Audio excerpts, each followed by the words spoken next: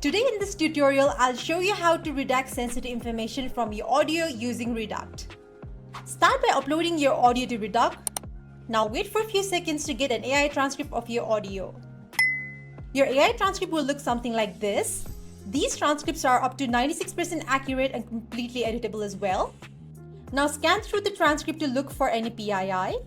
If you already know what you want to redact from the audio, just type the word here in the search bar and it will take you directly to that moment. For now, I'm just gonna type Mark